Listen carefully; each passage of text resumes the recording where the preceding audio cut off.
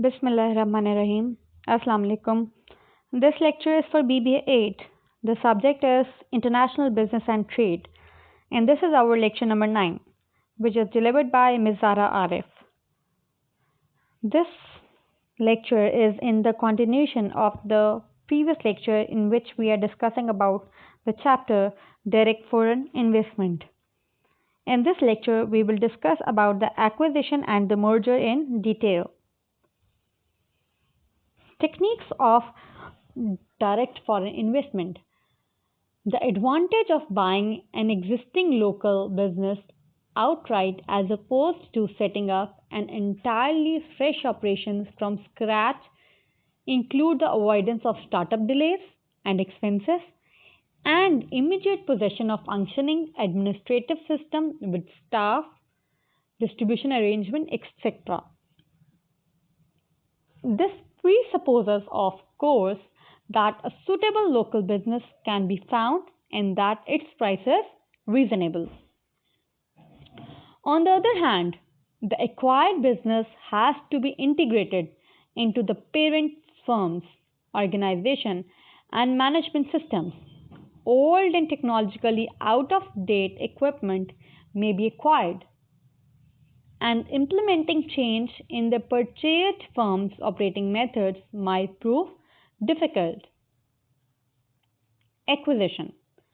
Motives for acquisition include removal of competitors, reduction of likelihood of company failure through spreading risk over a wider range of activities, the desire to acquire businesses already trading in certain markets, and or possessing certain specialist employees and equipment. Obtaining patents, license, and other intellectual property, economies of scale possibly made available though more extensive operations. Last one is acquisition of land, buildings, and other fixed assets that can be profitably sold off. The ability to control supplies of raw materials, expert use of resources, desire to become involved with new technologies and management methods, particularly in high risk industries. The potential ability of a larger organization to influence local and national government. Tax considerations, for example, the carryover of the past trading losses into the merged business, additional financial and other resources, including greater capacity to undertake research. Merger and acquisition. A merger, which is also known as amalgamation, is a voluntary and permanent combination of businesses whereby one or more firms integrate their operations and identities with those of another and henceforth work under a common name and in the interest of the newly formed amalgamation means a merger. Multinational corporations need coherent and carefully thought out strategies for acquiring other businesses for a number of reasons. Number one is failed acquisitions can ruin the entire company. Number two is the cost of the purchaser is invariably higher than the pre-bid valuation of the target, consequent to the purchaser's belief that the acquisition will improve overall group profitability. Third is rumors of an attempted cross-border takeover affect the current market prices of shares in a predator company as well as the takeover target. Number four is takeovers have numerous human relations implications.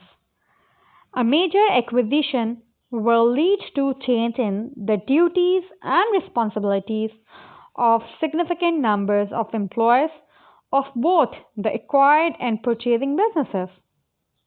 Number fifth, senior management might become totally preoccupied with the implementation of an acquisition, resulting in the neglect of other duties. And number six is the publicity surrounding a takeover can enhance or greatly damage a company's image. Now, what are the problems with the acquisition? The acquiring company has to accept the basic characteristics of the acquired firm as they stand. In other words, the latter's location, contractual commitments, physical conditions, etc., are predetermined in contrast with the completely new startup, whereby the business selects the most convenient site, erect purpose built premises, and so on. Further problems with takeover are as follows. Market conditions might suddenly change following a costly acquisition. Number two is new competitors may emerge. Number three is resignation of key employee in the acquired business might occur. Number four is control difficulties created by having to manage a large and diverse organization could arise.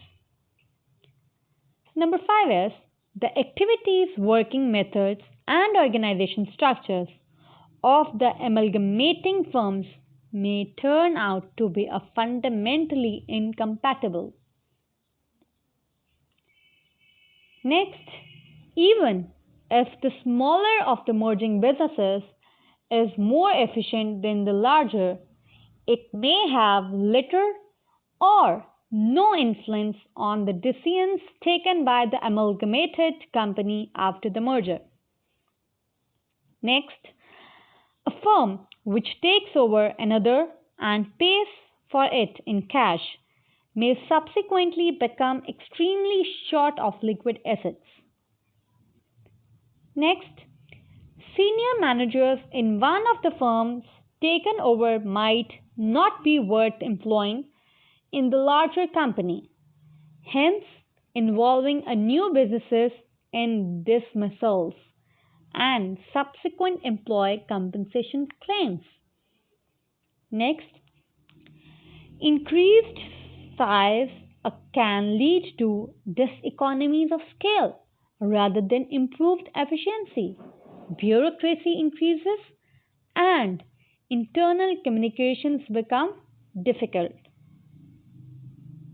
Now, what are the conditions for success? Successful implementations strategy requires the following. Number one is clear specification of acquisitions objective.